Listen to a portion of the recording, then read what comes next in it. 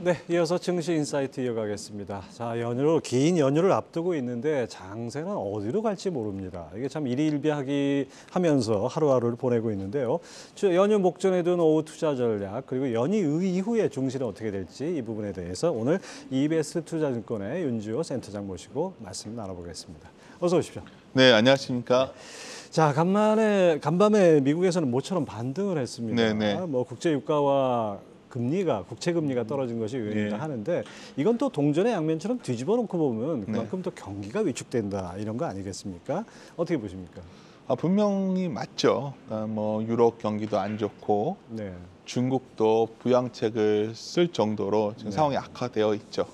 근데 이제 물론 뭐 유가 하락의 원인을 거기서 찾는 분들도 있겠지만 모든 것의 인과관계는 하나로 결정되지는 않거든요. 네. 근데 오히려 제가 주목하는 거는 그거예요. 어제 그 사우디 아람코에서 10월에 OSP를 대폭 인하했습니다. OSP가 뭐죠? OSP가 뭐냐면 쉽게 마진 같은 거예요. 쉽게 말해서 예, 남겨 예. 먹는 프리미엄. 아, 네. 근데 아시다시피 좀 구조를 아시면 이해하기 편하신데 중동의 산유국들은 사실 이때가 냉방 시즌이거든요. 자국에서 이제 에어컨을 돌려야 되니까 네, 일종의. 예. 그래서 발전을 상당 부분 석유를 자체 소비를 많이 쓰는데 그게 끝난 거죠. 그러다 보니까 아마도 뭐 우리 당장은 아마 제가 이 말씀이 생소하실 수 있는데 이제부터 아마 수출로 밀어내기 할 가능성이 높습니다. 아, 근데 제가 이 말씀을 왜 드리냐면 유가가 좀 내려와도 사람들이 이제 워낙 비관적인 뉴스에 익숙해져서 안 좋아서 내려온 거야 이걸로 일방적으로 얘기하고 계시지만 어떻게 보면은 수요 부진도 있지만 더 큰 이슈 중에 하나는 결국은 사우디가 이제 공급량도 만만치 않게 늘어난다. 그래서 어느덧 유가가요 WTI 기준이지만 130불이었는데 80불이에요. 81불. 그러면 여기서 여러 가지 생각이 들 수 있습니다. 유가가 이렇게 내려오면 우리나라 무역 수지도 한 4분기 후반 되면 개선되겠죠. 네. 무역 수지 개선이 좀 되면 원달러 환율도 좀 약세가 진정되지 않을까요? 너무 희망회로를 돌리는 것 같지만 워낙 최근에 우리가 추석을 앞두고서 비관적 시선이 너무 많아서 저도 유가 하나를 놓고 봐도 이러한 긍정적인 부분도 있다는 걸 좀 말씀드리고 싶네요. 네, 아니 뭐 그렇게만 될 수 있다면 참 네. 기대할 만할 것 같은데요. 하지만은 뭐 전통적으로 봤을 때 네. 추석 전후에서는 시장이 좀 약세를 보이는 게 네. 보통 상례 아니었습니까? 우리가 잠든 사이에 밖에서는 어떤 일이 벌어질지 그렇죠. 모르니까 일단 팔고 가자 뭐 이런 심리가 큰데요. 어떻게 평가하십니까? 옛날에 이런 것도 있었죠. 정말 추석 연휴 전에 뭐 결제일 전에 돈이 필요하니까 네. 팔아야 된다. 뭐 9월은 계절성으로 봤을 때 주가가 안 좋았다. 뭐 미국 같은 경우는 세금 효과도 있거든요. 네. 뭐 여러 가지 들지만 뭐 저희들이 그걸 세밀하게 다 알 수는 없고요. 그냥 분명한 거는 지금 굉장히 비관적 분위기가 지배하고 있다는 거고요. 비관적 분위기가 지배한다는 거는 여러 가지 안 좋은 일 플러스 심적 위축이 동시에 진행되고 있는 네. 거죠. 그러니까 주가라는 게 내려갈 때는 주가에 안 좋게 되는 펀더멘탈인 요소가 있고 또 하나 덧붙여져서 심리가 위축되면서 더 급락을 하는 거거든요. 네. 근데 저는 최근에 상황이 안 좋아졌지만 심리적 위축이 반영되면서 더 심한 어떤 금융시장의 혼돈이 온 것이 아니냐는 생각을 갖고 있어요.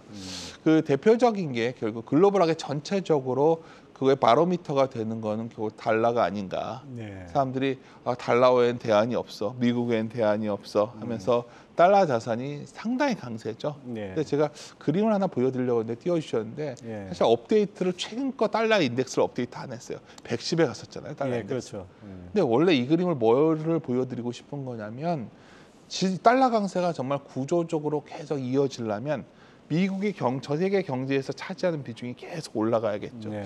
많은 분들이 이게 금리 차로 환율을 설명하고 싶어 하지만 사실 본질적으로는 성장률의 차이거든요. 그러니까 미국이 그만큼 좋아질지는 아직 지켜보죠. 물론 최근 들어서 유로존이 너무 안 좋으니까 미국이 과연 미국에 대안이 있어 이런 말이 나오죠. 그렇죠. 근데 이제 다음에 고려해야 되는 건 아까 제가 잠깐 말씀을 드렸지만 그러다 보니까 최근에 분위기는 EM 시장은 뭔가 하나 터질 거야. 이머징 마켓. 왜냐하면 우리가 트라우마처럼 네. 우리가 IMF 금융위기를 겪었거든요. 그렇죠. 그래서 요즘 들어다 보면 좀 약한 고리의 나라도 있죠. 뭐 튀르키야, 터키가 전 편한데 네. 지금도 뭐 터키라던가 여러 나라들이 있는데 한편으로는 이런 말씀을 드려요. 제가 가끔 신흥국 지수의 상대 지수가 이미 그때 터질 때 수준에 와 있다는 거죠.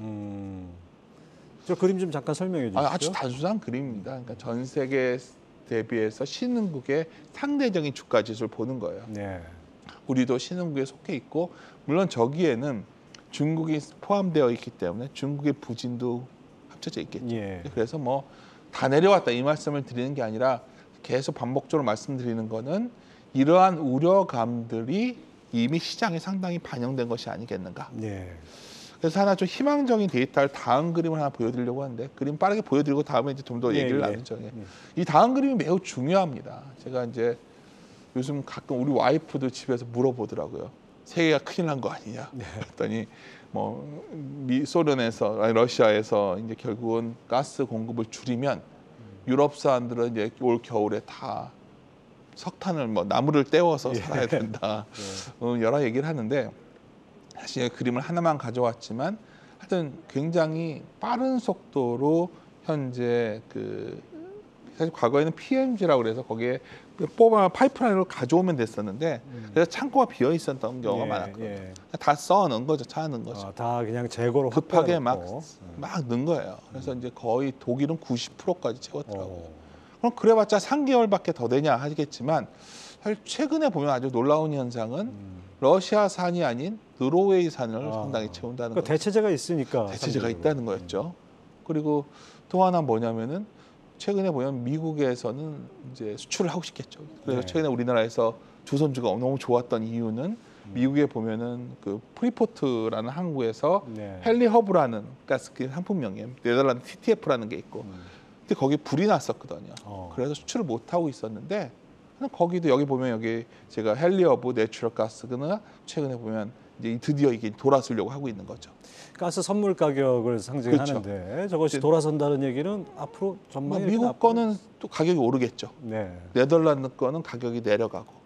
그래서 과거에도 이런 일이 꽤 있었는데 어느 정도 지금 현재 네덜란드 TTF 쉽게 말해서 유럽에서 쓰는 가스 가격이 어느 정도 안정화된 거냐면 8월 26일 날 339에 갔던 건데 유로로 지금 213입니다. 많이 떨어졌네요. 37%가 빠졌죠.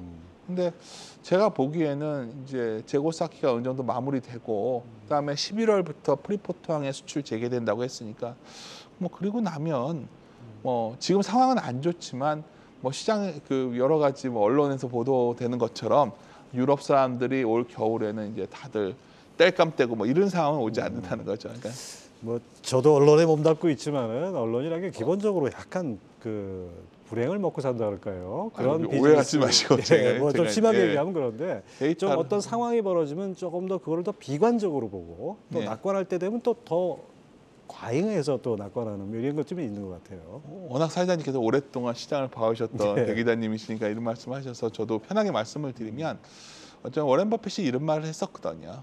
나는 비관론을 좋아하지 않는다. 비관적인 분위기가 가져오는 어쩌면 가격을 좋아할 뿐이다.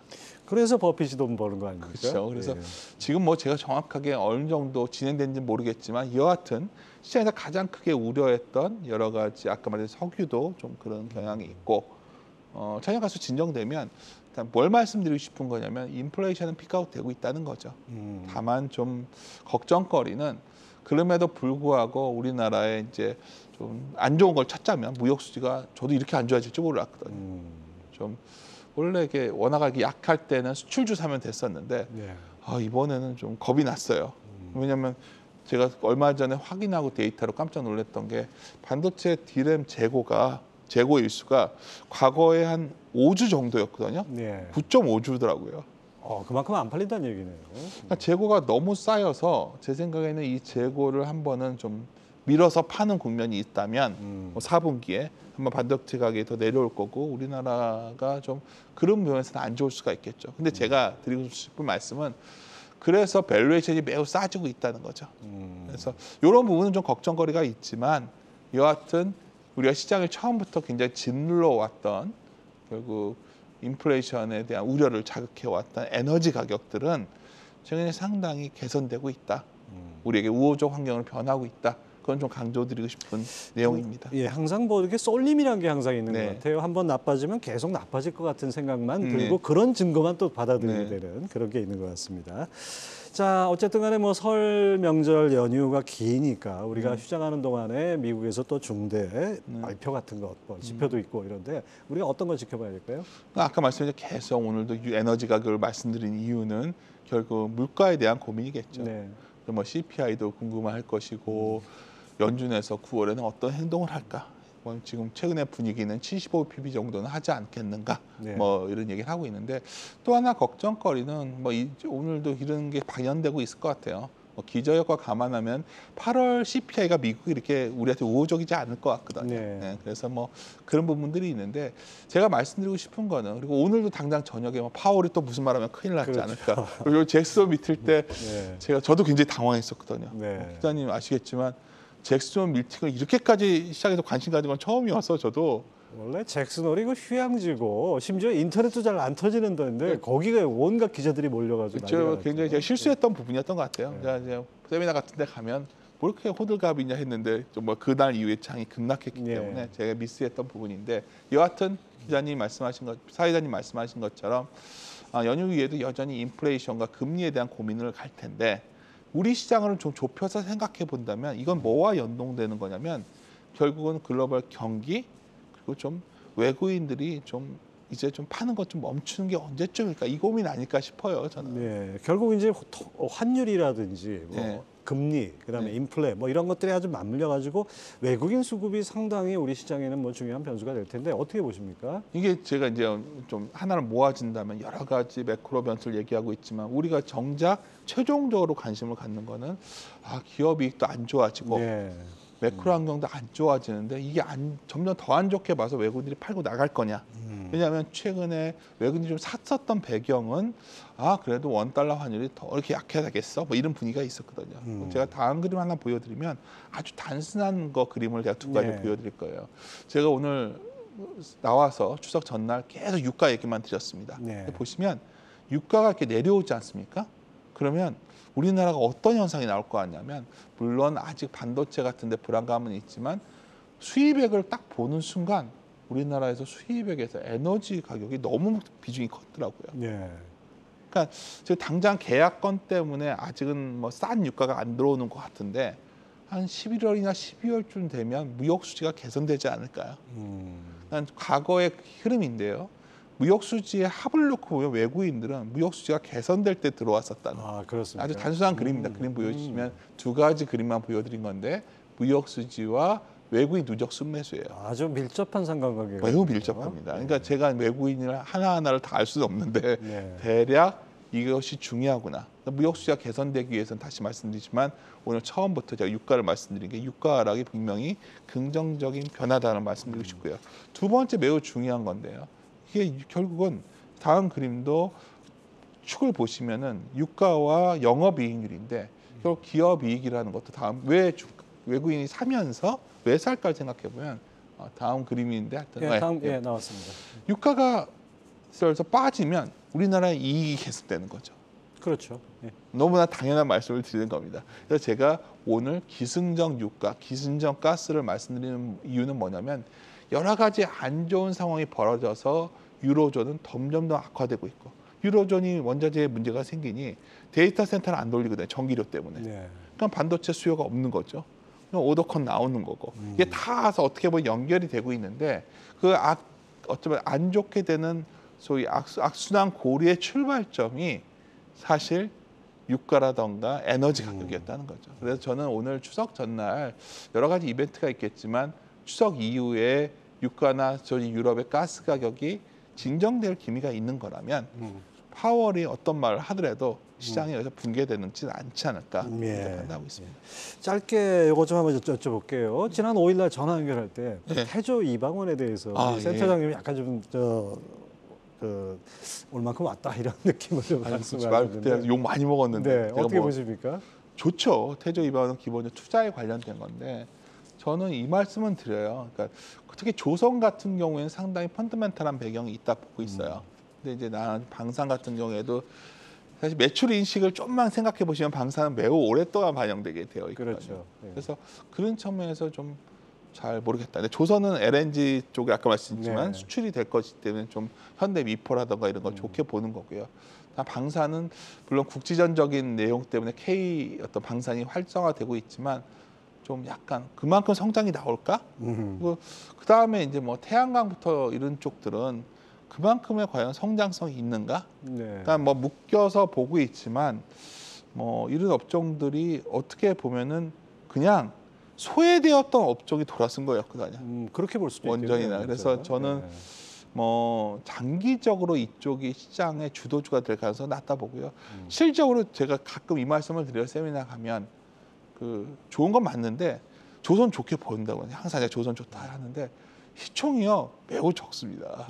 전체 시장의 코스피 코스닥 합쳐서 보면 비중이 매우 낮아요. 그러니까 주도주라면 어느 정도 그래도 시총을 커버하는 그런 모습이 나와야 되는데 그렇게 묻기에는 좀 약하기 때문에 저는 어떤 그런 박스권 내에서의 어떤 그런 소위 교착 상태에 빠지니까 좀 탈출구를 찾고자 하는 어떤 욕구가 맞물려서 이게 좀 좋았는데 또 다들 좋다고 할 때 그때 들어가 제가 그때 인터뷰할 시점이었던 것 네. 같은데 그때는 좀 좋지 않아 보였어요. 너무들 흥분해 있는 것 같아서 오히려 좀 차분해지면 또 그중에 선별하는 시장이 시작되지 않을까 보고 있습니다. 네.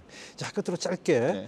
자, 앞으로 이제 조금씩 그 저점을 확인하면서 모아가는 전략이 네. 나을까요? 아니면은 뭔가 확실한 시그널이 나올 때까지 기다렸다가 관망하는 게 나을까요? 그래서 제가 자주 엎드려서 오늘은 안 했는데 저희 자본총계 기준의 PBR 트레일링 PBR 기준으로 1.2배 이상에서 한국 증시 조심하면 되고요. 1.2배. 0.9배 전후에서는 사놓으면 아, 제가 그건 모르겠지만 길게 보면 수익이 낮다는 거예요. 아, 0.9배가 현재 2,270이거든요. 저번 저점이 공교롭게도 비슷한 레벨이었고요. 그리고 종목성은 어떻게 선정해야 되냐? 역시 마찬가지로 하방이 낮은 소위 매출 성장 가능성이 있는 기업들이에요. 대표적으로 사람들이 이제 저도 코로나 요번에 걸려 보니까 여행도 가고 그럴 것 네, 같지 않습니까? 그냥 뭐 백화점 관련된 주식들도 괜찮아질 수도 있고 또 자동차도 좋아질 것이고 음식료도 괜찮고 뭐 선별해서 보시면 꼭 테마성이 아니더라도 하방의 어떤 제한적이면서 위에 최근에 개선 요인이 생긴 종목 및 업종이 매우 많습니다, 사실. 네. 그리고 주가도 잘 안 빠지고 있어요. 그래서 그렇게 접근하신다면 뭐 추석 전날 잘 골라놓으시면 추석 이후에 뭐 제가 좀 섣부른 예단이지만 뭐 최악의 상황보다는 개선되는 방향으로 네. 10월, 11월 가지 않을까 이렇게 판단하고 있습니다. 네. 예, 오늘 아주 말씀 잘 들었습니다. 이베스트 증권 윤지호 센터장 함께했습니다. 감사합니다. 네, 감사합니다.